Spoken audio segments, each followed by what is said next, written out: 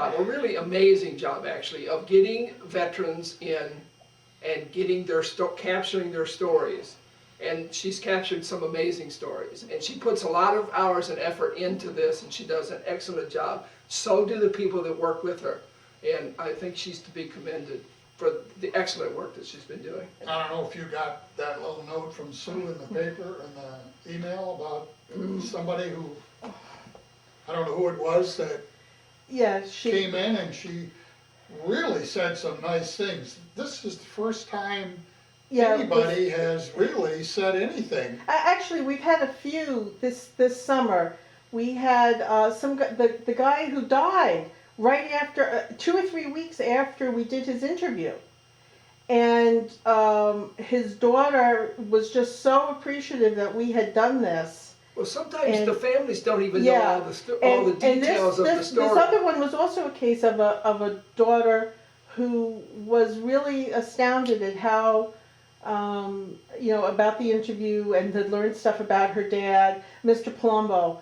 Palumbo, yeah, and we had done it during the summer, and she had watched the DVD, and she was just she was so. That's the one that Sue wrote about. She was so appreciative because his mind wanders a little bit, and he's kind of got some a little dementia, and his wife had just died, and he was depressed, and she just felt that Dave, who did the interview, had done such a good sensitive interview with him, and just gotten so much out of him, stuff that she didn't know, that he had never talked about, and she just thought it was a wonderful thing. And then we had another one. Remember Mr. Ainer, the Pearl Harbor vet?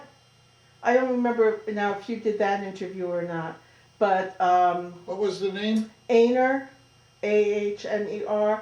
It might not have been you. I can't remember who did it now.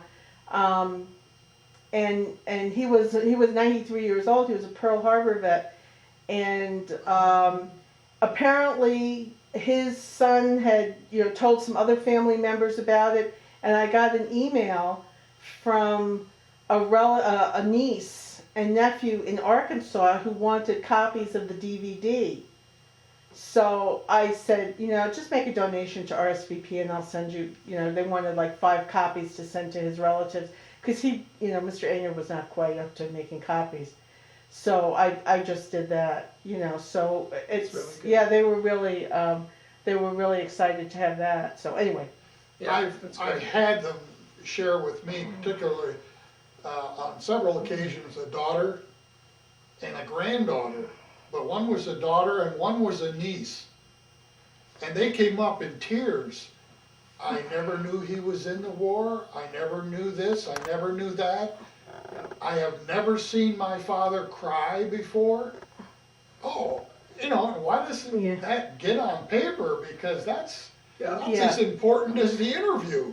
Yeah, and amazing. Stuff like that, knowing about what they went through, could make you look back at your childhood and say, maybe this is why he reacted in this way, or he was kind of aloof, or he was whatever.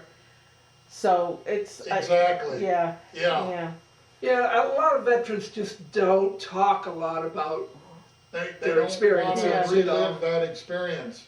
Yeah. I have a For brother whatever from Vietnam, and he won't talk about it, and we made the mistake of kidding him one time when he was drinking, and that was the last time we'll ever bring it up while he's drinking. Yeah. He had nightmares for weeks Oh, after boy. that, so I'd love to get him in here, but he doesn't want to talk about it. And Well, remember, my story is nothing like that, because I never saw any kind of, war activity whatsoever. But I have a lot of interesting things, hopefully interesting things, to talk about as far as my sometimes- military experience All right. in general. Let's get this sometimes on the road. the people who have talked like this we're in a foreign land, but we're not in action. Right. And they had experiences that really took them back emotionally. Well, I think the military is kind of like an iceberg. The people who actually, do the majority of any fighting that takes place is the tip of the iceberg. And Yeah. there's a whole lot of unseen or unknown about people That's both true. in the military Right, and right, civilians right. that do a lot of work to make everything come Right. together and One of who we're about to enjoy listening to. So you are not the tip. I was not the tip You of the are the iceberg. body. I was a hidden member of the, yes. Are you ready, young We're lady? ready, we're talking. Today is Thursday, November 4th, 2010. This is the start of an interview with Mr. Dennis Calhoun at the RSV offices of Catholic Social Services of Macomb, located at 26238 Ryan Road, Warren, Michigan. Mr. Calhoun is 62 years old. He was born August the 29th, 1948. Mr. Calhoun currently resides at 2879 Woodford Drive, Sterling Heights, Michigan. My name is Dave Brousseau and I will be the interviewer, and Miss Ann Bartlett will be the videographer. Mr. Calhoun, would you state for the record the branch of service that you served? Yes, I was in the United States Air Force. Well, let's go back to your days of school, high school. Tell us a little bit about yourself, where you were born, your family, and then how you happened to get into the service. Okay. I was born in Alton, Illinois in 1948 and attended the schools in the East Alton. I lived in East Alton as a youngster and attended the schools in the East Alton, Wood River, Illinois area. And I actually graduated from East Alton Wood River High School in 1966. And I was an only child. My mother and father both worked at an ammunition factory in East Alton. And when I graduated from high school, approximately May, I guess it was May of 1966, I decided to go ahead and go to college. There was a local college that I was able to attend without having to leave home. It was a commuter type school. And it actually was a branch of a school that was in Carbondale, Illinois, which was probably a 2-hour drive from where I lived. And because it was a branch of that university, it didn't offer all of the coursework yet that, you know, the main university did. Of course, I wasn't aware of that, being young and naive when I graduated from high school. It appeared to be a college that would be fine, would be well suited to me. And so that's where I decided to go. In fact, I decided to go ahead and get started that summer and take a couple classes to just kind of ease into to the college studies. And that's exactly what I did. So when I graduated from high school, I had hardly any time at all to do anything fun. I basically went within a month to my first classes at the college. The university or the What was college the was year? Southern Illinois University, What was the year? which would have been 1966. So in the summer of 1966, I first started classes at Southern Illinois University, Edwardsville. And today that school is its own university. It's separated from SIU at Carbondale. But at that time it was kind of like an extension university. And the reason I mention that, it's significant to the reason I ended up in the military. Or at least it's partially significant. There are two significant factors: my own humanity and the problems that I had with the university. So anyway, I started to school in the summer of '66, and as I got a few of the general type classes out of the way, and began to want to take some classes in my major, which was mass communications or journalism. I discovered that some of the classes I needed just were not available. And being young, having an attitude, I was 17, frustrated by the fact that I couldn't just take all the courses I wanted to in the sequence I wanted to. I think I just got frustrated with that, and I was still kind of searching for, like a lot of young people, for what life was all about. And anyway, for all those reasons, those are my excuses. I did well the first few classes I took at school, but I started putting less effort in and less effort, and pretty soon I was on probation, and before you knew it, I was in the office being talked to, and you're gonna have to sit out for a while and get your act together before you can continue at this university.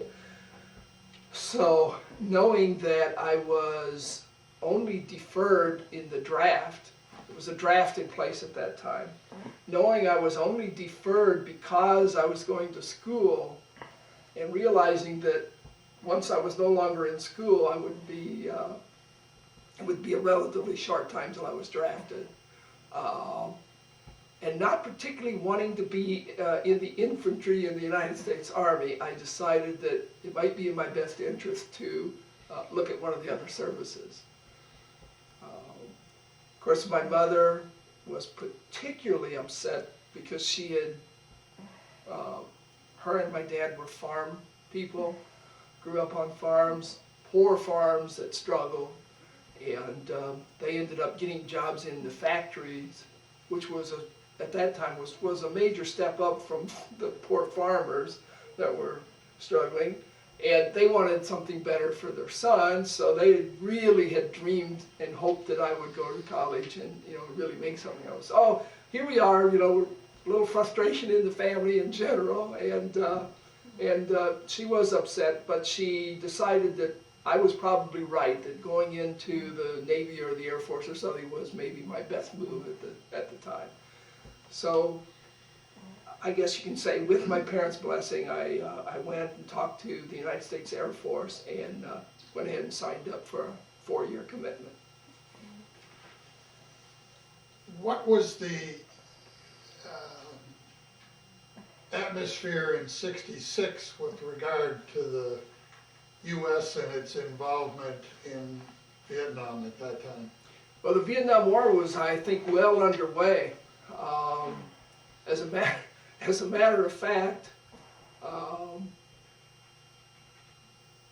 having just gotten out of high school and started into college, one of the things that was happening to me was I was trying to find what I believed and trying to figure out. There were people that were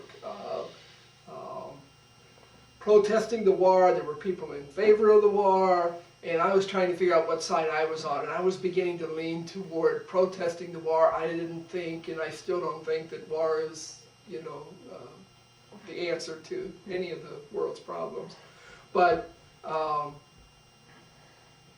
was, in a situation where I felt in the Air Force that, I could do something that was hopefully maybe not too violent, and yet still support the idea of the war. So I had mixed feelings. I had, some inclination that I didn't think the war was right. I didn't think it was a good thing to do, and yet I love America, and I didn't feel like supporting the soldiers was a bad idea, or our country was a bad idea either. So I was kind of torn and kind of confused, I would say, because I was pretty young. But I did decide to go into the Air Force with open eyes. I mean, I knew what I was getting into, and I was pretty, I wasn't too unhappy about, going in. So apparently you felt stronger about your conflict with the service than you did about reclaiming your position at the university. Yeah, I wasn't even sure that, at that point, I wasn't even sure that college was right for me. I was still trying to figure that out. And I didn't know it at the time, but I was still trying to grow up. I mean, I was, again, fairly young and pretty naive and pretty unsure of myself, so. What made you choose journalism? What drove me to journalism, actually, I first signed up, coming out of high school and going right into college that summer, I was really, really unprepared for college. So I met with counselors, and the counselors looked at my testing and different things and said, well, you have a high aptitude in math, why don't we put you down to start with as a math major? And I took a couple of math classes, and I very quickly found out that maybe I have talent in that area, but I don't have the interest. So I gave that up really quickly. And I had a strong interest in photography, as I still do to this day. And it started, my parents took me on really nice vacations, and somewhere along the line I picked up a camera and started being the guy that took all the pictures, and I really enjoyed it. And so that kind of pushed me toward the journalism, and I went into it wondering if I'd be able to do that kind of work, not knowing whether it was for me or not. And I remember one of the first writing classes, the professor, in reviewing some of my assigned work, had at one point told me, yeah, you still need, there's a lot you have to learn yet. You still need to improve your writing, but you do have a natural skill in writing, along with your interest in photography. So, in my opinion, journalism is perhaps the right thing for you, because you do have a natural talent at writing. So that made me feel like maybe it was worth pursuing. So you get in the service, and of course the first thing you're addressing is boot camp. What was that experience like? Took a train from St. Louis, Missouri to, I guess it was San Antonio, Texas, for boot camp. And had no idea what it would be like, of course. Got off the train, it was bussed over to the base, and very quickly found out that this was going to be a process of just following orders. And I was really good at that. I was one of these, at 17, I was not a bully, I was not a smart aleck, and I was not a jock. I was more like a nerd, naive kind of guy, fairly intelligent, but not using my intelligence well at that point. But I certainly knew how to follow rules and was good at it. So I didn't have a lot of trouble with boot camp, surprisingly. Not being a jock, I didn't know if I could do all the, meet all the physical demands. And I wasn't great at it, but I actually did fairly well. I was able to do, I had grown up, because my parents worked at an ammunition factory, I'd grown up in a junior rifle league, so I was a marksman to begin with, just from years of experience. So I did really well as far as marksmanship. I was able to do the marching and most of the physical stuff, even though I had asthma. It wasn't terrible, and I managed to do just fine. Asthma. At the time in which you went through your medical routine, apparently that didn't pop up on the screen. Didn't keep them from taking me in, because it wasn't serious. It wasn't a serious level of asthma. It was pretty well controlled. It's been suggested to me that depending on the service, had you maybe gotten in the Marine Corps or Army, that might have been a problem. Perhaps, I don't know. But I was in the Navy, so the marching routine and the heavy infantry were not going to be part of my game plan. So it was easier, let's say, to get into the Navy. But it was always known that if you were a lunkhead on up, you could always get into the Army. So there was some priority set up. So maybe your choice may have had I think more it to was. do than you would think. I think it was a good choice for me because there was a lot of jobs in the Air Force that were not so much just physical labor kind of jobs, but that took some amount of intellect. So it was a good place for me, and it worked out really well. So how long did this, Well, 10, 12 weeks? I think it was, if I remember right, I believe it was 11 or 12 weeks. I was down there November, December, and I think January. So I think I left toward the end of January. When I left Texas, I went to Aurora, Colorado, which is like a suburb, you might say, of Denver. And that's where the United States Air Force had a big school. And when I was at the end of boot camp, what they do is they test all of the new troops. And based on test scores, they then fill their needs. So if they need people, if they need soldiers as military police, well, they'll take some of the lower score people and put them over in military police. Then if they need, whatever, they take. Well, they happened to be a need for weapons mechanics, I guess, apparently, because I tested fairly high, and I and 2 or 3 other guys that I had become friendly with in boot camp, we all got put into the weapons mechanic group. And so we went to the base at Aurora, in Aurora, Colorado, and it was about 7 months of schooling. General, electrical, mechanical stuff, and then specifics on pylons and multiple ejection bomb racks, the main gun on the airplane, the wiring from the bomb release button on down out through the wings to where the pylons mount. Pylons, and those are configurations of an aircraft? Yeah, let me back up a little bit. I'm getting this kind of I confused. want to go back just a bit more before you get into this Sure. interesting discussion. Sure. Any notable experiences in the 11 weeks of boot that are worthy of comment? Things you Well, did, friendships maybe, or...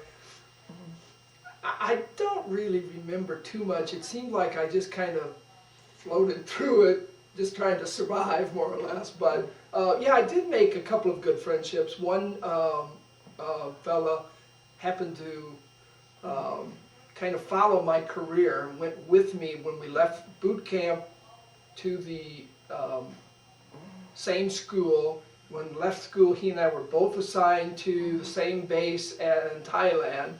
And then I think, if I remember correctly, I think we went on to Okinawa together too. So we pretty much kind of went the whole career together. So that was nice. We were good friends for most of the time I was in. That was George Ferenz. And he ended up managing a Walmart type of store after the military in Connecticut.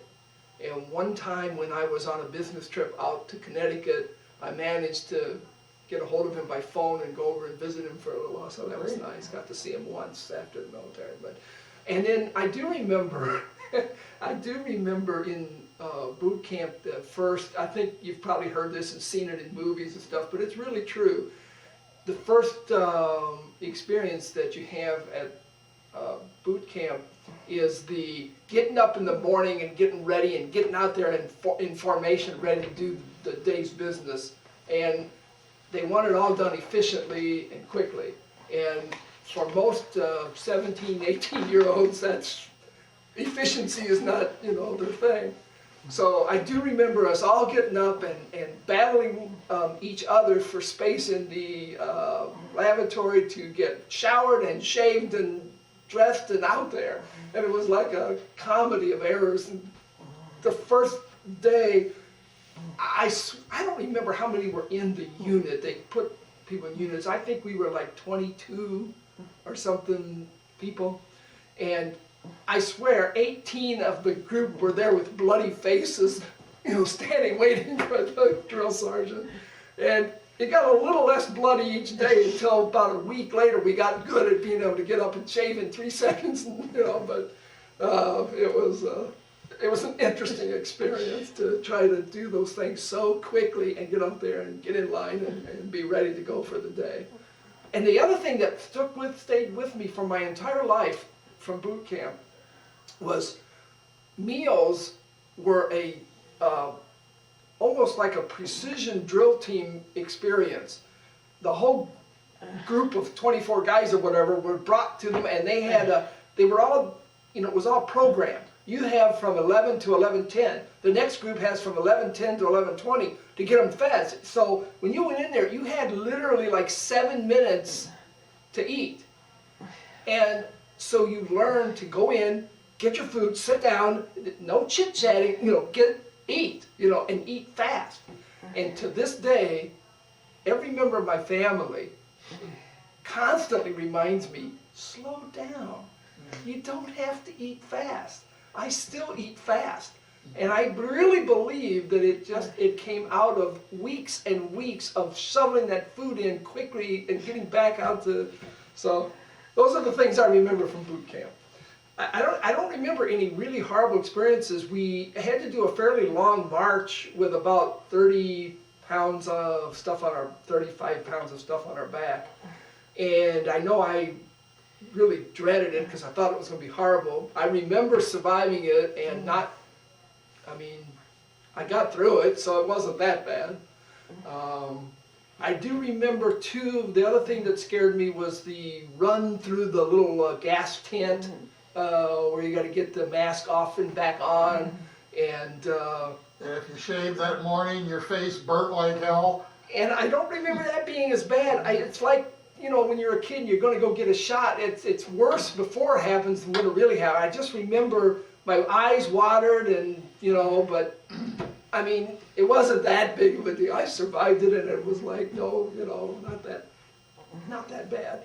So it's funny, everybody tells you that, they tell you the stories, the drill sergeants on purpose, the last group I had, they fainted going through there, half of them fainted, it's terrible, you guys got to really knuckle down, you go through it, it's like, it wasn't that bad.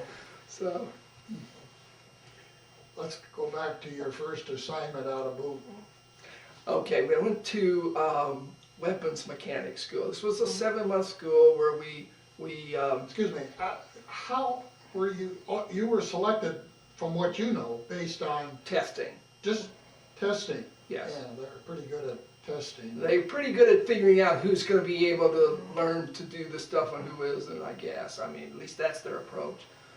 And it's one of these things where they got a lot of guys coming in, they got a lot of different jobs that has to be done, and they got pretty good at just kind of figuring out how to put people into the different jobs and train them up.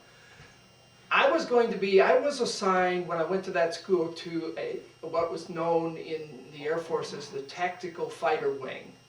There's 2 wings that make up the United States Air Force primarily. There's more, but 2 big ones. The Strategic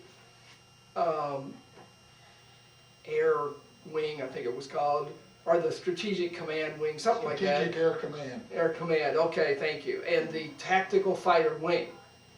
And the Tactical Fighter Wing was the bombers and fighters, which was one of the main purposes of the Air Force. The Strategic was the cargo hauling and personnel hauling aircraft, the cargo type aircraft.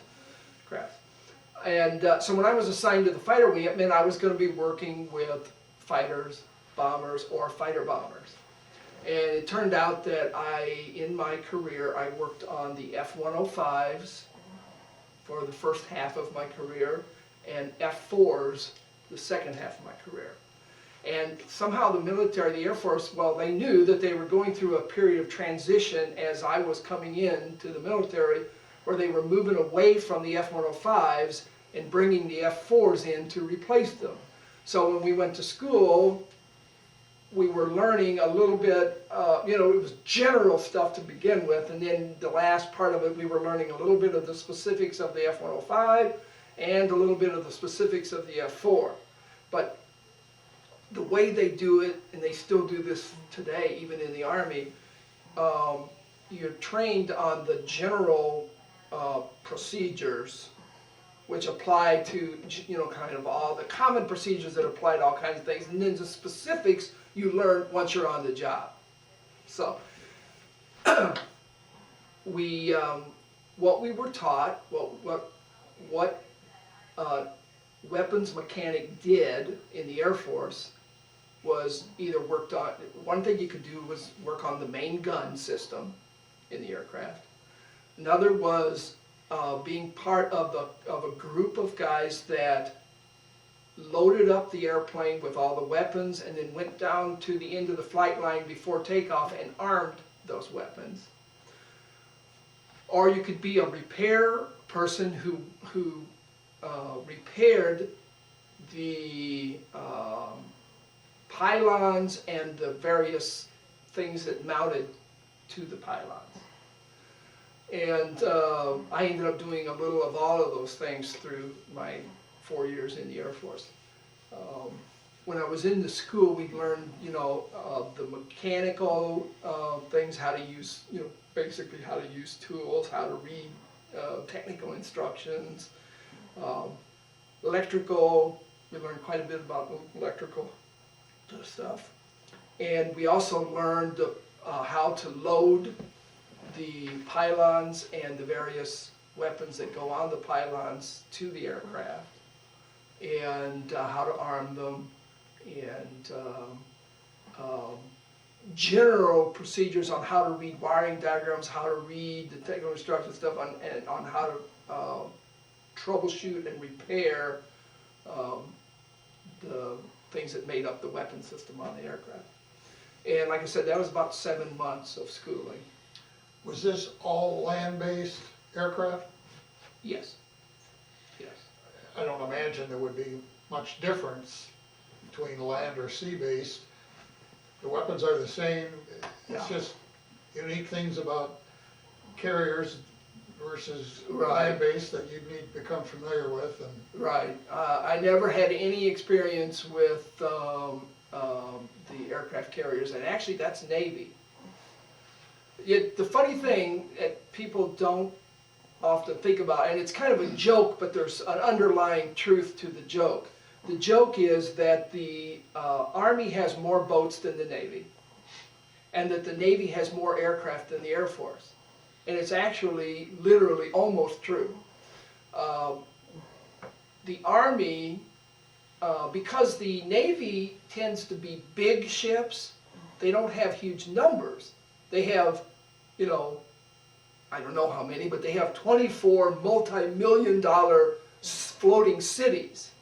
The Army has literally hundreds and hundreds of different kinds of boats to ships, for cargo carrying, for carrying personnel, for, all sorts of purposes. And again, the Navy, the Air Force, again, specializes. They either have the big cargo airplanes or they have the fighter bombers. The Navy, sort of the same thing, but the Navy has the fighter bombers that operate off of the aircraft carriers. So they have quite a few aircraft in that sense. Not to mention the helicopters that they have. Yeah, both Army and Navy have, all of the forces really, Army, Navy, Air Force, they all have helicopters, and I don't know who has the most, but helicopters are generally used by all the branches of the military. so you're in Colorado. how many months now were It's you? about 7 months. Let's Okay. see. I was roughly, this would have been, by now we're talking 1968. So in 1968, for probably what amounted to about 3/4 of the year, I was in Colorado. Okay. And got my orders from the school sometime, I'm guessing, it's hard to remember precisely, but I'm guessing around August of 1968 to Thailand, to Tak Lee Air Force Base in Thailand. What was your sense of our status in Vietnam now that you're getting closer to an assignment while you're going through this training program? I literally knew very little. First of all, I wasn't the kind of kid that followed the news closely. I would generally, hear a little bit about the big stories of the day, but I didn't really follow the news that closely. So I didn't really know what was going on, that much about what was going on in Vietnam. And I actually didn't know, and we weren't told very much about what was going on in Thailand. What it turned out to be is that the Air Force bases in Thailand were where most, or I don't know if most, but a lot, I think most of the bombing runs over, that the Air Force did over Vietnam, were all coming out of Thailand. And, but I didn't know that. I just knew I was being sent to Thailand. It was only after I got to Thailand that I began to understand what, why I was there. But not before. Did you have a choice, or were they again making a decision based on what your performance was, or their needs along with what needs? you Everything, needed? everything is dictated by needs. You don't really have a choice. Now, there's an exception here and there, but for the most part, in the military, you don't have any choice. Oh, I'd like to go to one of these three places. No. There was actually a form in the whole process somewhere where you actually could do that. You could say, I have an interest in, serving in these areas. It meant, I would say less than 10% of the time it had any bearing at all on where a soldier was sent. So it was I think it was a public relations kind of thing that was meaningless, basically. The military has to, and you have to understand, the military has a job to do. It's not when young people join the military, it's not Club Med, it's not a vacation, it's not designed. It turns out that kids grow up and learn a lot when they go into the military, but it isn't designed for that. The military is not, as some people have thought that, or told me they felt like it was, a kind of a training ground for young men to prepare them for life. It's not what it's designed for, it's to defend the nation. So when you're in the military, you are assigned, in almost 100% of all cases, you're sent where there's a need for you to be. There's a reason why that base is doing something, and there's a reason why you're sent to that base at that time. As long as you don't disappoint them in your development. Yes. Was there time off where you could see the country, or? Yeah, some. Quite a bit in other locations. In Thailand, that was the only time when I was in the military that it was really serious. This was, and what I mean by that is it's always serious, but I guess what I'm trying to say is that the one place that I was assigned where there was no monkeying around, not even the slightest hint of, enjoy yourself here. When the day you walked in, it was like, you're here to work. We have a really important job to do. The nation depends on it. You're here to work. So when I was in Thailand, and this is, the you literally 24 hours a day, 7 days a week. And when you're in the military, you can work on a Saturday, you can work on a Sunday, but when you're at a training base where it's, peacetime operations, or you're training for certain operations and things, it's give the people some time to enjoy themselves. You don't have to work them to death. And the military doesn't necessarily work their people to death when it's not needed. But when it's needed, you're gonna work pretty hard. In Thailand, I worked a lot of times 12 hours a day. And I usually had Sundays off. Probably half the time I had Saturdays off, but there was quite a few Saturdays that I worked. But I basically worked 12 hours a day, every weekday without exception. And The work, though, was probably contingent on the rotating of the aircraft, on what was needed. well, the nature of my job when I was in Thailand was I was assigned to a repair shop for the pylons and weapon systems that were mounted on the aircraft. The aircraft were doing bombing runs over Vietnam every day, and specifically out of that shop we did the on-aircraft repair, where the pilot would come back and say, when I hit the bomb release button, it didn't work. We'd go out to the airplane to find out what the problem was. And I did very little of that. I specifically, most of the time, was assigned to work on the multiple ejection racks.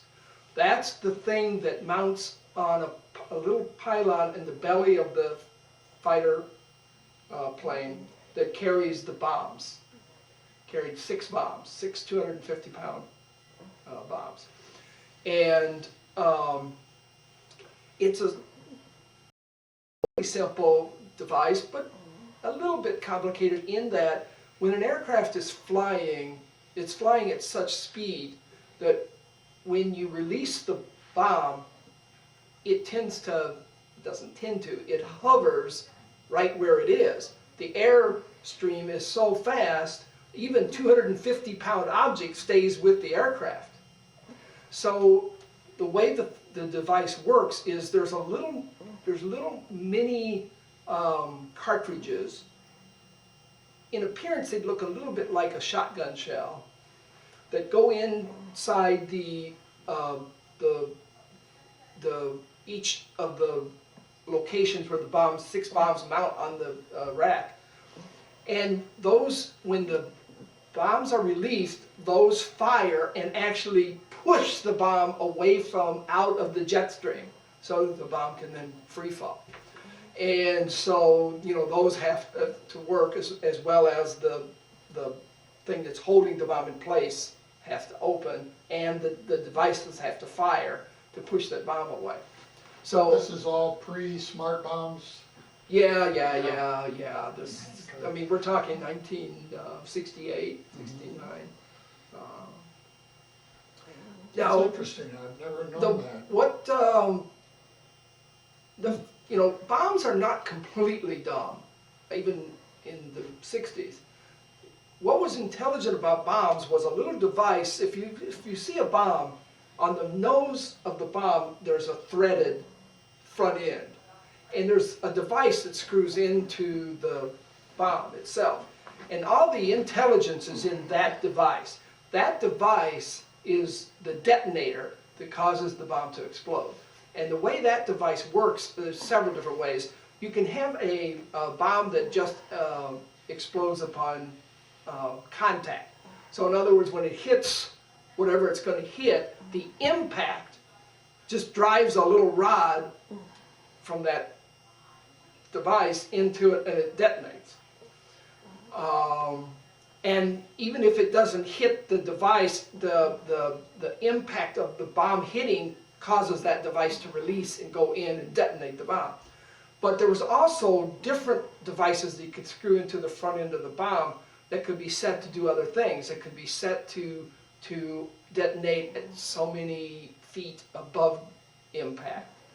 And I don't even pretend to be an expert, but the device that mounted the bomb is what gave the bomb its characteristics of how it would operate.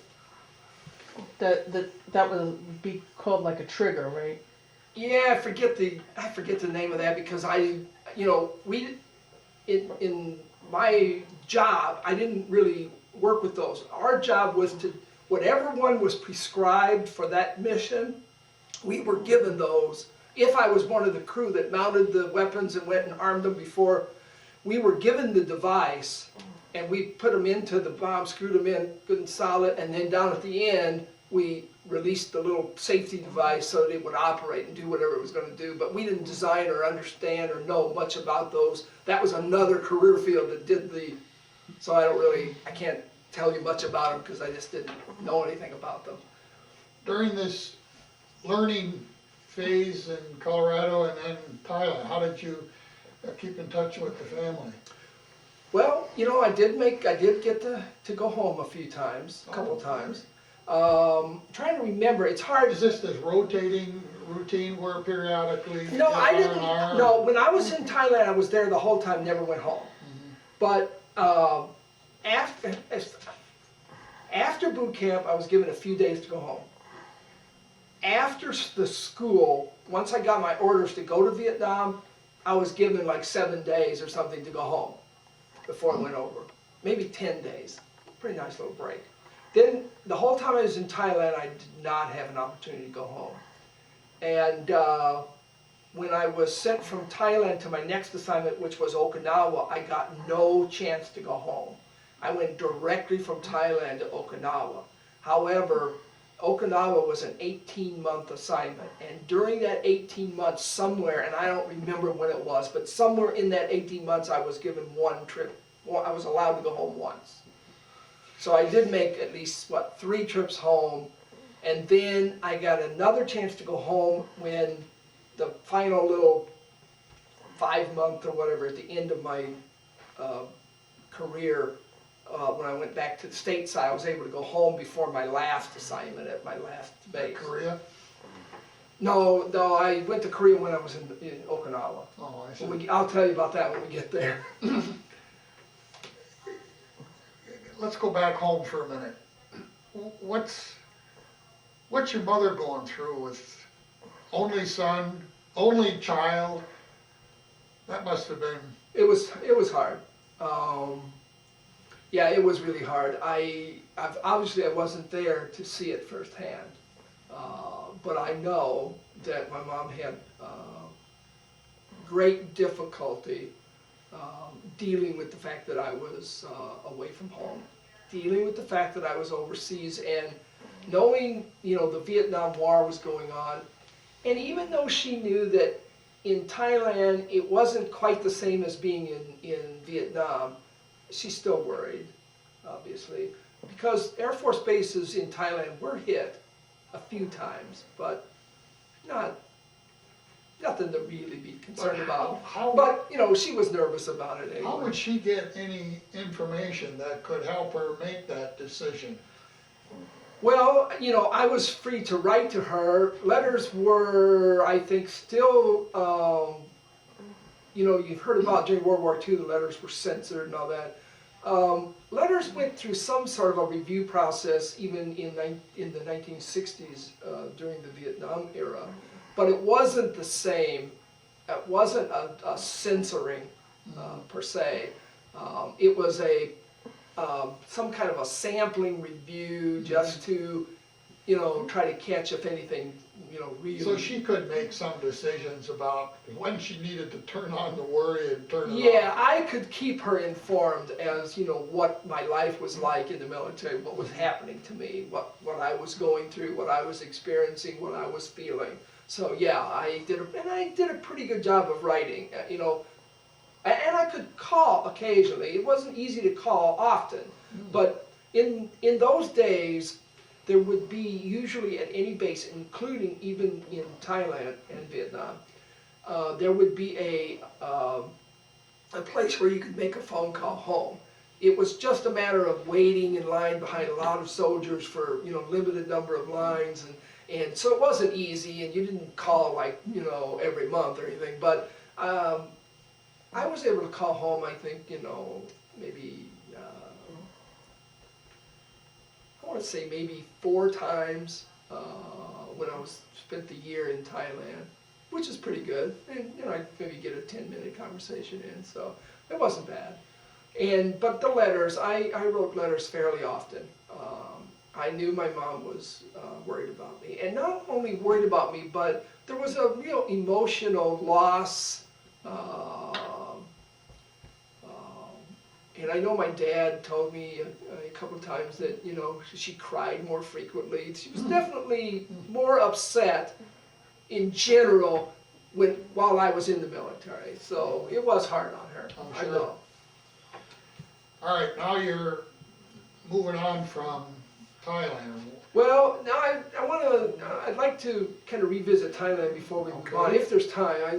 You know, Thailand was an interesting experience because I felt, and still feel to this day, that was the one time in my 4-year career that I actually contributed something valuable. You know, the purpose of the base was bombing runs over Vietnam. Now, whether you were for or against the war or whatever is almost immaterial. The bombing runs were necessary to allow the operations in Vietnam, the ground operations in Vietnam, to take place. Without them, the loss of lives of American soldiers would have been much higher. So the bombing runs were, you know, a critical part of the Vietnamese conflict. And I would literally come to the shop in the morning, and there would be multiple ejection racks and pylons for 40 feet on a wood, you know, 2 pieces of wood that made a big railing where they could bring them in and just stack them on it. So I'd come in and, you know, look down the line, and all those things have to be gone through, cleaned up, fixed, and ready to go for tomorrow's missions. So I'd come in and start to work on them. And, you know, an hour or 2 into it, it's pretty hot, so the shirt comes off, and I'm there just working. And I mean, I'm not kidding, 11, 12 hours every day, I'd get that thing all cleaned off, get them all done, cleaned, repaired, whatever needed, the repairs they needed, ready to go, just like a new rack, ready to go out and drop those bombs. And when I left the shop, I would get on the bus and trudge back to my barracks and stop and check my mail, then get back to the barracks, and usually lay down on the bed for, you know, an hour, and then get up and go get something to eat, fairly late dinner. And that was kind of my life the whole year. But and you know, we had other people in the shop. I wasn't the only guy. So there was somebody else that did the pylons, or somebody else that did another device. There was people that went out and did the on-airplane stuff. A couple guys that did the nose gun stuff. And on rare occasions, if somebody was sick or something, I'd help them go fix a main gun problem or something. The gun was horrible. If you ever had to work on one of the guns, it was like, oh, because I don't want to go into a great deal, much of detail, but on the front of the airplane, the nose gun was if you've heard of the Gatling gun, it was a Gatling gun design. It was 6 barrels that rotated, and the round went in and, you know, and the rounds were carried in a drum. The drum had a screw device track inside the drum, and the rounds, the base of the round was fit in the track. So you had all these rounds, one after another, all the way around inside this drum. Then they went through a metal chute, I guess you'd call it, that wound around and round and round and round and round and into the main gun. And the whole system, the thing had to rotate in the drum, and the rounds moved through the right thing and into the gun at a tremendous rate of speed. Because that gun was capable of firing like 1,000 rounds a minute, I think it was, something like that. So it was like, you can just imagine the forces and everything of that system going, when that thing was in full force. So if it ever jammed, the whole inside of the compartment at the front of the airplane, it just looked like a bomb went off or something, because it's moving so fast with that stuff. When something hit a thing and it jammed, the force just took everything. Chutes were ripped. The drum stuff inside the drum was just a mess. I mean, it was total. So when you went out there, it was hours.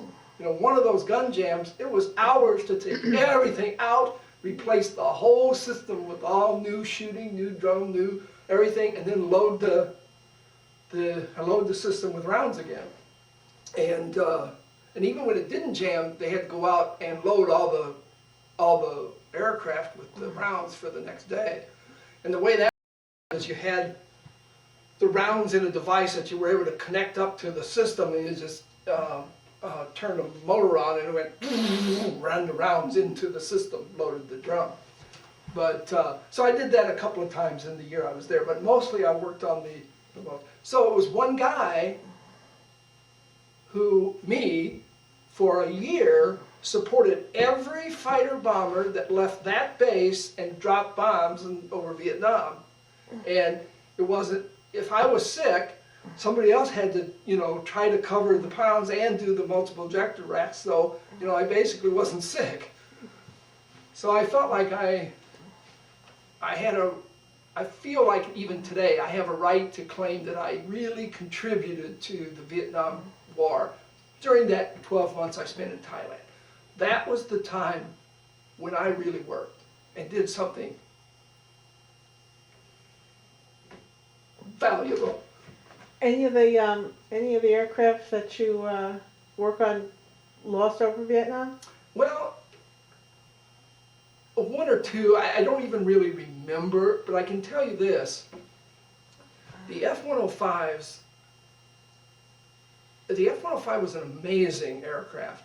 It wasn't as fast, it was pretty fast and pretty mobile, but it wasn't quite as fast and mobile as the F-4. You know, the reason it was retired and the F-4 came into being was to improve the capabilities of the F-105, but the F-105 was a really reliable aircraft, and it was an aircraft that, despite all the hydraulics that's needed to make an aircraft like that work, something about the design of that particular aircraft, it could take a lot of rounds before something was cut or broken that caused the aircraft to go down.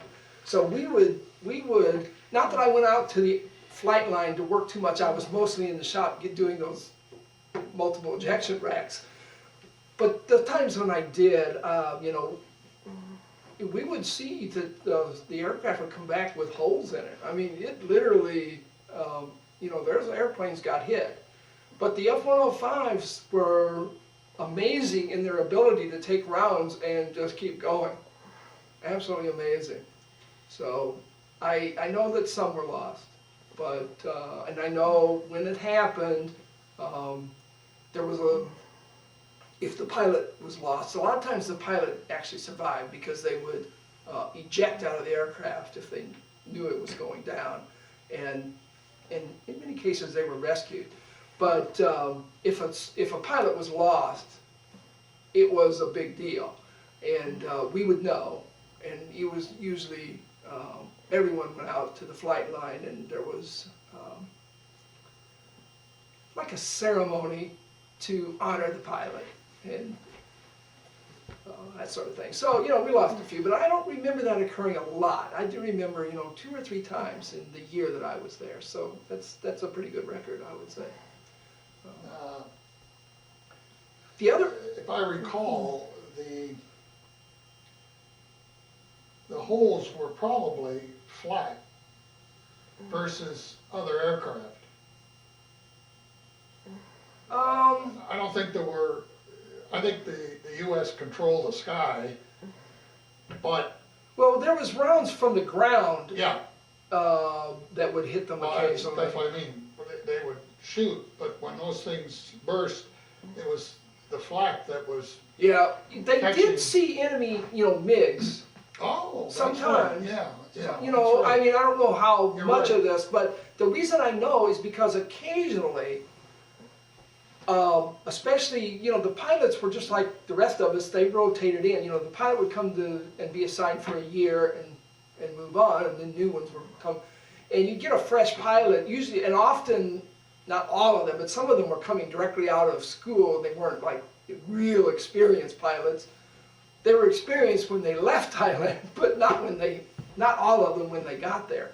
So occasionally you'd get a write-up into our shop that the nose gun failed. And so you go out to check it out, hoping that it wasn't a jam. And you go there, it was fine.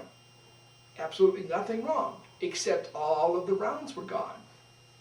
And what it meant was they encountered something on that particular bombing run, and the pilot was unnerved.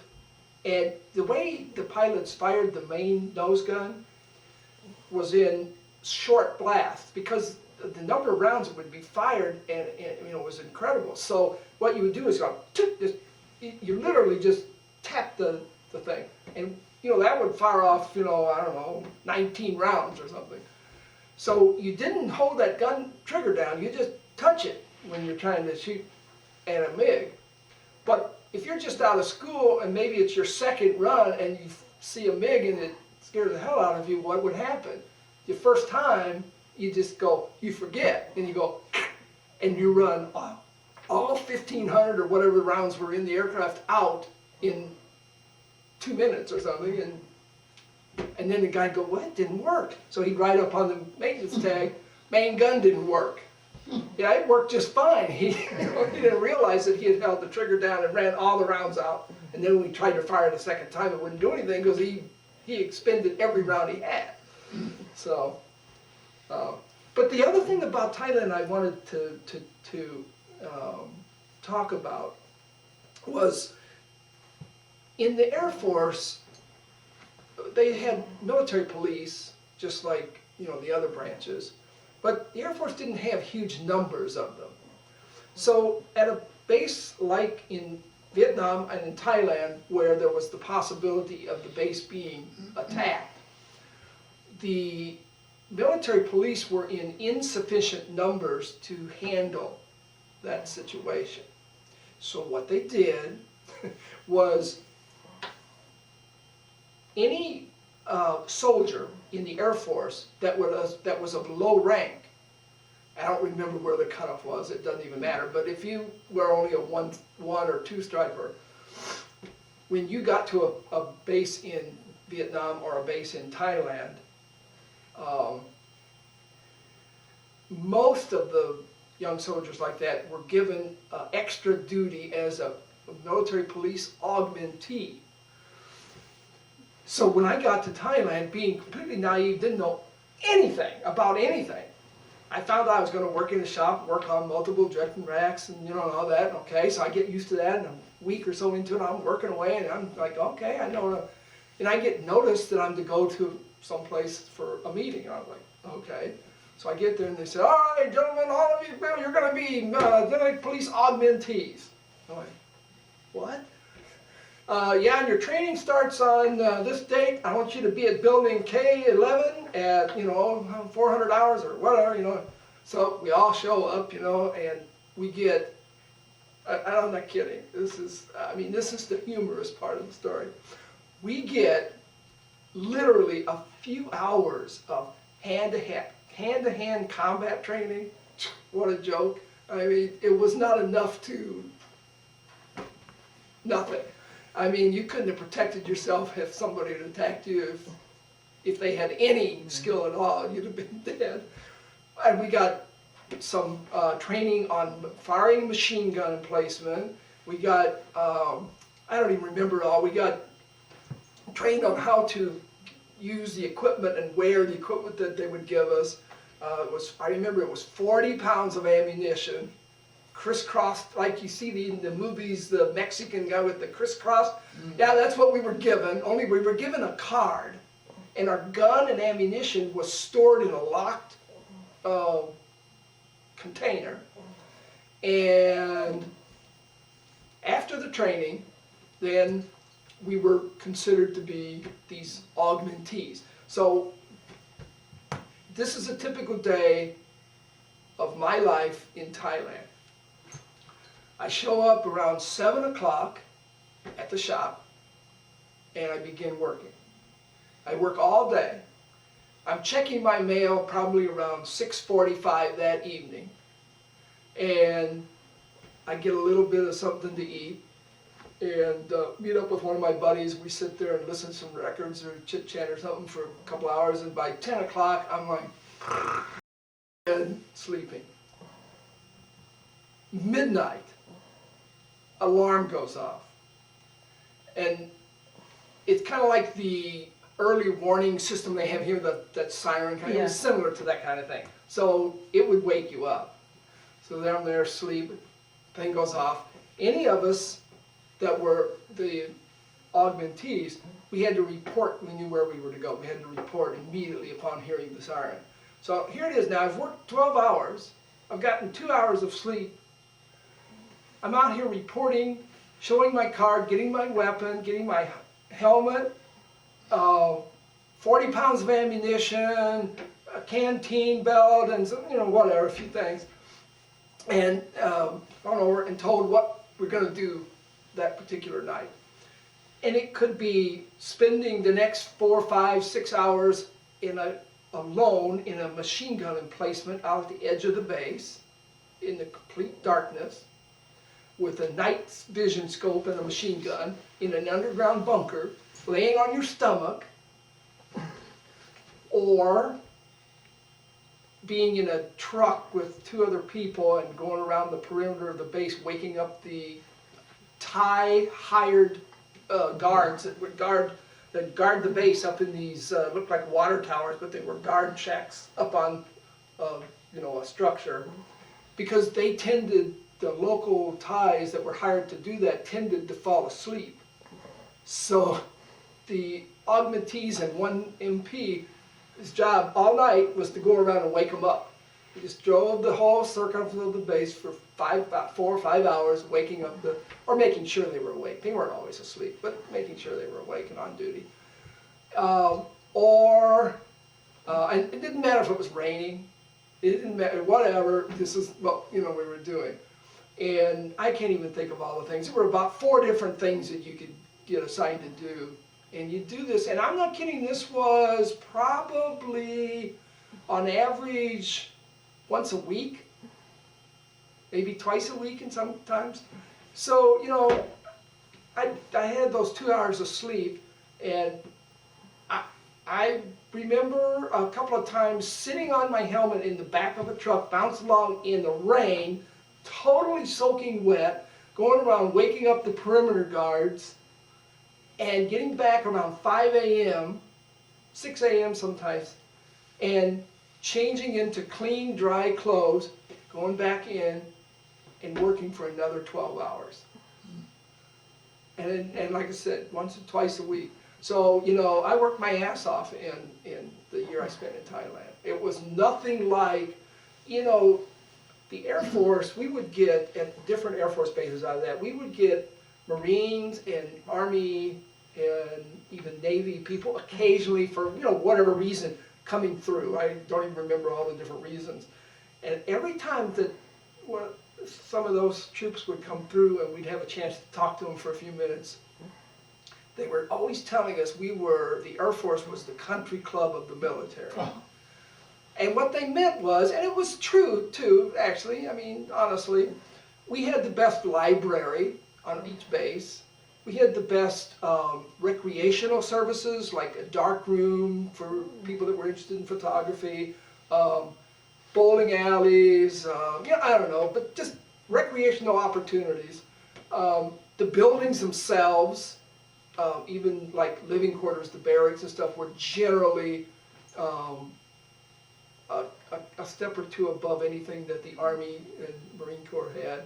So,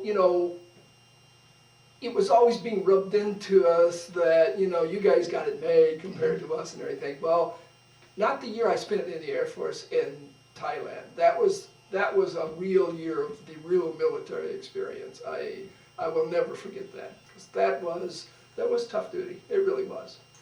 We've got about 10 minutes left on this. Oh, okay. All right, let's move on to Okinawa then. Okinawa. When I went to Okinawa, it was an 18-month assignment. Okinawa, it was a training operation. So now it's not like the real war support. Now it's a little easier because life is better. I had a lot more free Why time. did you go there? Don't know. Well, I do know. Remember, the purpose of the training bases were to feed the Vietnam War. Okay.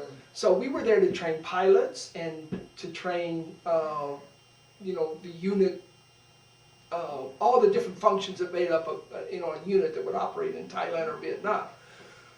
So you were training troops that would go from Thailand to Okinawa, from Okinawa to Thailand or Vietnam. So we were basically training pilots and mechanics and, whatever. But because of that, the hours were a little, more normal and life was a little more normal. Except, we also had a contingent of 4 F-4 fighter bombers in South Korea. We did not have an air base over there. We had leased a little portion of a Korean Air Force base. So in Korea, we lived in Quonset huts and had absolutely, nothing like you'd have as far as support at a normal Air Force base. And the purpose of the 4 aircraft were to just fly over the demilitarized zone and let North Korea know we're here.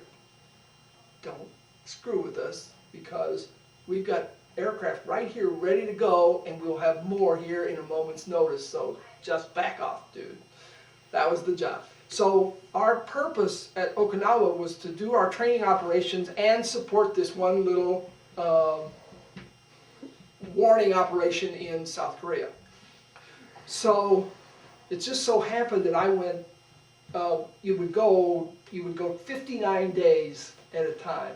They had to pay you extra stuff if you went to an assignment like that for 60 days or more. So they would always send you for 59 days, then back. Then you wait 3 months or something and go back 59 days again and it just so happened, I'll try to speed this up, just so happened that the time that I was there in Okinawa, that operation was closed down at the tail end of my tour, right before I was leaving. And so I just happened to be one of the lucky handful of guys that were over there for 59 days when they were closing the operation down. We had to close the operation, and that was really interesting. Because we had rifles and ammunition and gear in case we needed it. We never did, but it was set up that way in case we needed it. And ground equipment and the 4 fighter bombers and all the support equipment for them, refueling vehicles and I don't know what all. And then they sent over a great big, couple of big cargo planes to take all this stuff back. And it was an amazing thing I couldn't even imagine having gone through, but we had to turn everything in to a supply operation that was then getting it to the airplane to be flown back to a location. There was paperwork to determine, what was going where and all that. So we had to fill out the paperwork and work with these guys that were sending all this stuff around. And the thing that I never forget is I got the job of closing out the rifles and the ammunition. And the ammunition was all in clips. So I took all the clips and dumped them into these big ammo boxes and all the rifles and loaded it in a pickup truck and took it over to the guy and did all the paperwork on the numbers of all these things. I counted. So I knew there was 1,163 clips and all that, Took it over there. This was hours of work. Took it over there. The guy comes out with his clipboard and he goes, "I can't take that stuff." I said, "Well, what do you mean you can't take the stuff? I mean, we're closing the base, right?" He goes, "Yeah, but, I can only take the individual rounds. They got to come out of the clips." "You're kidding." "No, not kidding." Got in the truck, drove back, got out of the truck, lowered the tailgate, sat there, stood there and plunk, plunk, plunk, took every round out of every clip. Boxed up the rounds separate, boxed up the clip separate, counted the number of clips, counted the individual rounds to make, drove back over, the guy took them finally. This is the kind of stuff that you did in the military. You And know? somebody on the other end was gonna put them all back in the clips.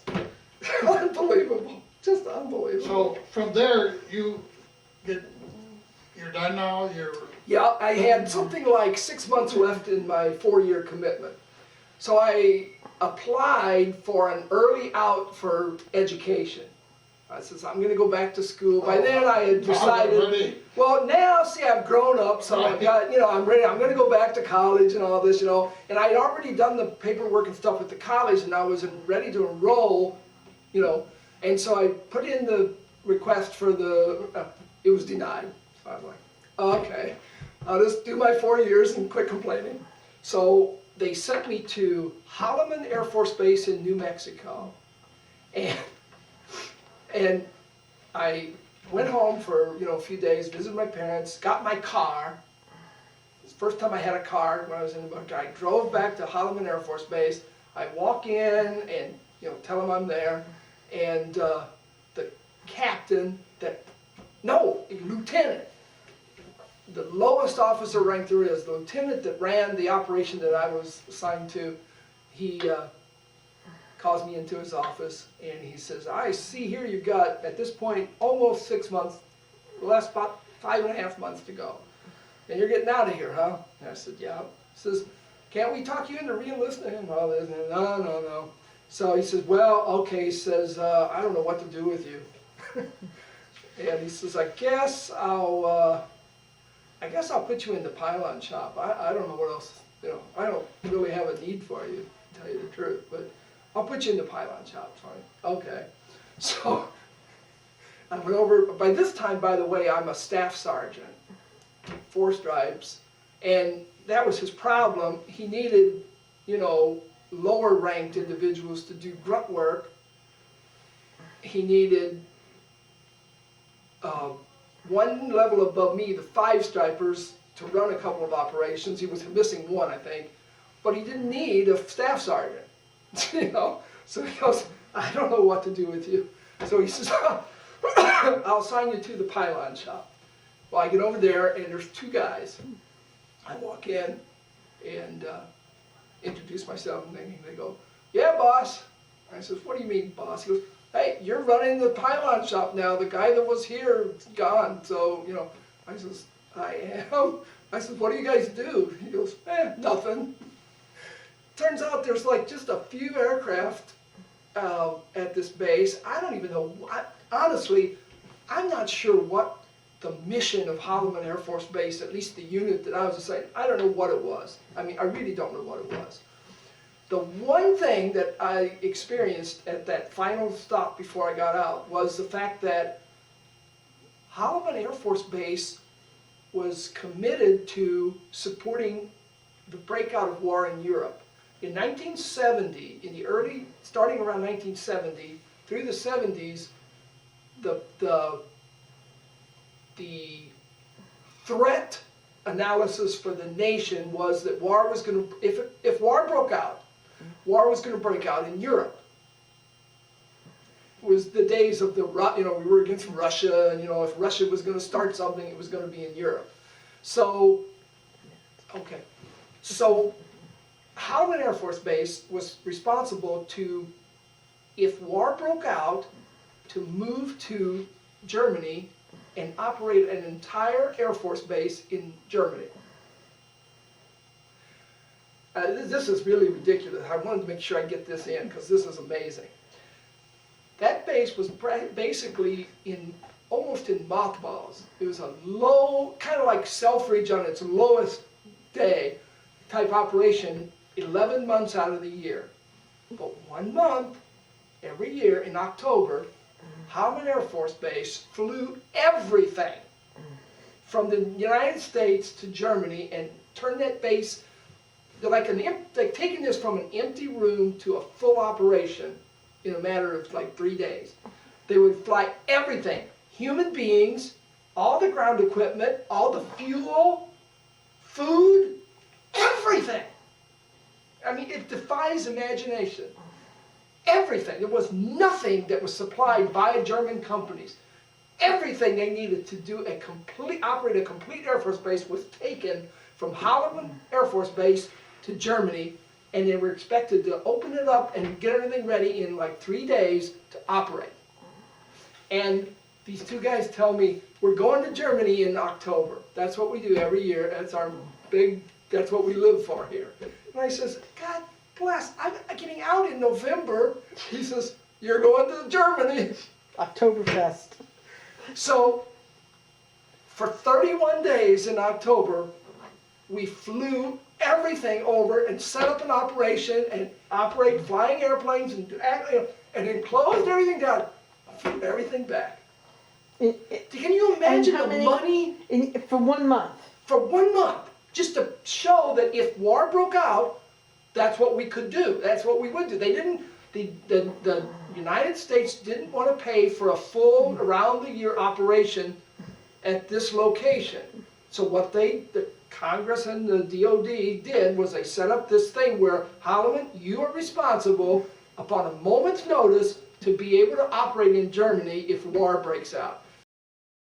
Just to have us ready to be able to do that, we would go over and do this whole operation in October to set up and run an Air Force base, and then close it down and come home. Unbelievable. It cost millions of dollars to do that. But I guess it costs less than operating it 12 months out of the year. I don't know. But to this day, I cannot believe that actually happened. But I witnessed it. It was incredible. So what'd you feel like when you finally got out? You know, I didn't hate my Air Force experience, so I felt fine. I mean, I felt much more, you know, all those years before when I was like really confused, unsure of myself, didn't know what I wanted to do. By the time I got out of Air Force, I was a lot more mature, and I felt really comfortable now to go back to school, get my education, you know, think about a job, think about being serious about, you know, life. How'd your mom feel? She was thrilled to have me home. In fact, what they did was they converted their garage into a room so that I could feel like I wasn't like living in the midst of their house, but yet I could live home and go to the same college that I left. By the time I got back, the college was, you know, had all the courses available, everything was smoother, I was more mature, I was an A and B student, I got really good, I did everything just fine then. It's just, you know, I wasn't ready when I graduated from high school to go to college. I was one of those kids that just was not ready. And I did fine once I got back, so. Okay, one last question. You were gonna find me a picture with my granddaughter. Did you ever have the opportunity yet? I don't remember. When did we talk about this? I thought it was you. That, maybe it wasn't you. There's a guy that takes pictures for us, and he's also over at Holden. My wife And volunteers at Holden.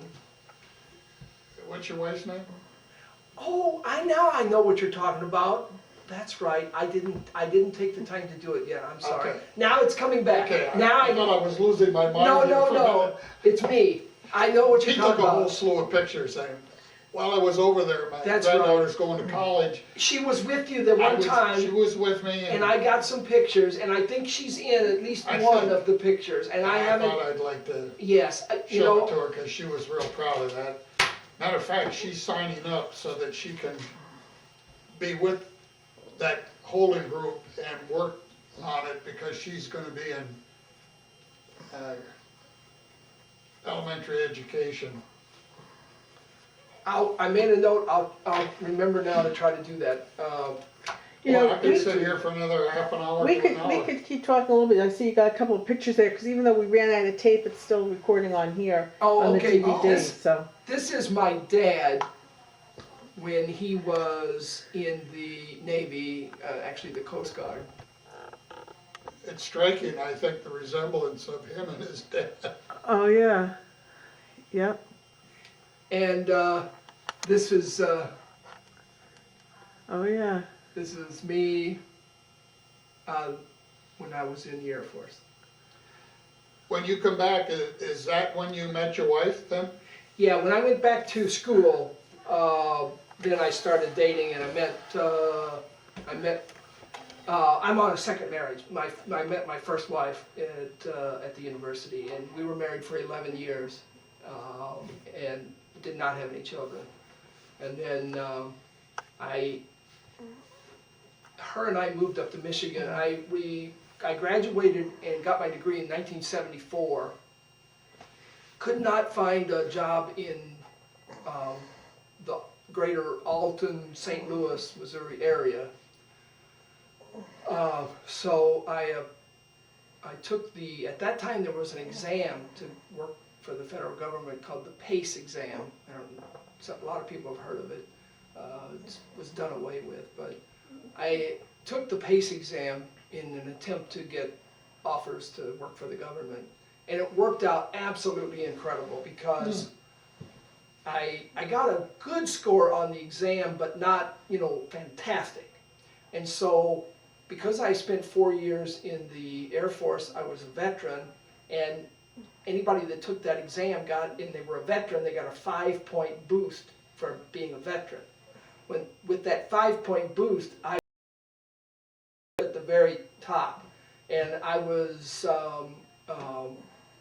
within about 6 months after taking the exam, I had gotten 2 or 3 or at least interview opportunities, and I got one with a Chicago area recruiter for the government. Came into the Marriott Hotel at the airport in St. Louis, and I interviewed for a supply management job at the United States Army Tank Automotive Command. And I went through the whole interview process with him, and at the very tail end of it, I pulled out my book that I would take to a lot of my interviews, where I had my writing and photography examples to show. And I'd been published in magazines and newspapers at that point, because after I graduated, I spent a year working for the St. Louis Magazine, Alton Evening Telegraph, and several other like weekly newspapers and things. And so I showed him work that I had done, and he said, "Oh, I've got a job I've been having trouble filling. It's a writer-editor at the Tank Automotive Command, same place we were talking about earlier." And he says, "That's the job for you." And I remember driving home from the airport, and I was almost in tears. I was so upset because the supply manager job, there were 9 positions they were going to fill. The writer-editor was 1. So I'm driving home, and I'm going, what an idiot. That backfired on me. I wanted to try for the 9 positions, I'd have a better shot, right? Here I opened my big mouth and showed him my work, and so I was like, you did it again, And, but I get home, and within a few days, I get a phone call, and they offered the job to me. So that's how I moved up here, how I ended up here. I got the job and moved up and took it, and it worked out great because I worked for a while for a newspaper in East St. Louis, and it was it was a bad area, and it was dangerous. It was literally dangerous. I'd work the evening shift, so I'd come out at midnight, 1 o'clock in the morning, 1:30 in the morning, and there'd be one or few of us left in the building, and I'd have somebody stand at the door, open, and watch me while I ran to my car, got in, and locked the door, and to get home. I mean, it was really dangerous, seriously. And so I was glad to, get this job. Plus, in the journalism field, it takes you probably close to 15 years of what I call sludge work to work your way up to a really decent job where, the pace is a little easier and the pay is pretty good, and, you're like a section editor or something, but Slow process. it's a slow process, and the work at the lower levels, the work is just awful. I mean, really awful.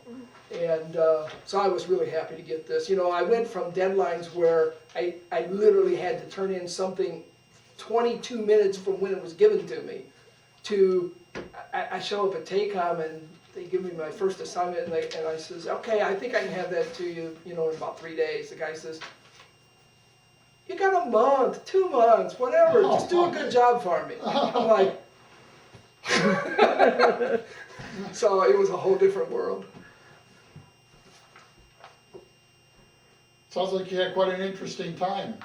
Yeah, my military experience was interesting, For especially for me, and especially and it was good for me too, because coming out of it, I got the 5-point preference that got me my job at TACOM, and then the work at TACOM, with my military experience, I had an understanding of how the military operates, and my work involved supporting the military, so it was a perfect match, and it ended up being, you know, looking back on it, it was an ideal situation. That my 4 years in the Air Force was one of the best things I ever did. Excellent. Didn't realize it at the time, but you know, when you look back, it's like. But for not actually having battlefront Yeah.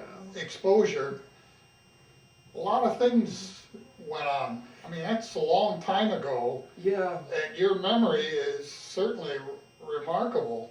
Thank you. Yeah, I. Those things Well, you know, must you have don't had a big forget. impression. You don't forget bouncing around in the back of a pickup truck sitting on your helmet with 40 pounds of ammunition strapped on you in the rain. You don't forget that, you know? It just doesn't happen. You don't forget being in the middle of a Korean Air Force base, interfacing with Koreans, and they don't really speak English very well, and just trying to, you know, I mean, it was a weird experience, truly. I mean, When you came home and people found out what you were doing, did you ever have any repercussions about? No, you know, I know the whole thing about Vietnam soldiers coming home and having some, you know, negative experiences. I personally never experienced it. I never once had anybody tell me, you know, I was against the war. I think, you know, it's terrible that you participated in that or something. No, I never, nobody ever, no, I didn't. I know it happened, but it didn't happen to me. Actually, my low point of my military career was most Christmases I was in a good place, either home or I think I was home at least 2 out of the 4 or 5 Christmases. And my low point though was the Christmas of 1970 when I was assigned in Okinawa, but I was out in Korea on a 59-day TDY in December, right at Christmas. I remember Christmas Day in the middle of Korea with not more than, I'm trying to think of, I would say that the total number of American soldiers at that little Korean operation on any given day was about 20. So, you know, there's me and 19 other Americans stuck in the middle of a Korean Air Force base out in the middle of nowhere in Korea, and it was bad. That was really bad. And that part of Korea wasn't too far from Seoul, which is a major city, but it was just far enough away. This was a small village outside the Korean Air Force Base. It was just far enough away that it was really, what's the word I'm looking for? Primitive, I guess is the best word. When you walk down, if you went off base to the little village in the morning, women came out of their front door with a bucket of urine from the night before and threw it in the dirt street that ran down the center of town. So that's the kind of village we're talking about. And so that's where I was on Christmas, 1970. You know, there wasn't anything good about that. Oh, Okay. Are you shooting right? No. We're just about done. This gentleman. I believe he's, Hi. you've been waiting for him. Hey, can I get you some coffee? That'd be wonderful. Okay, how do you take it?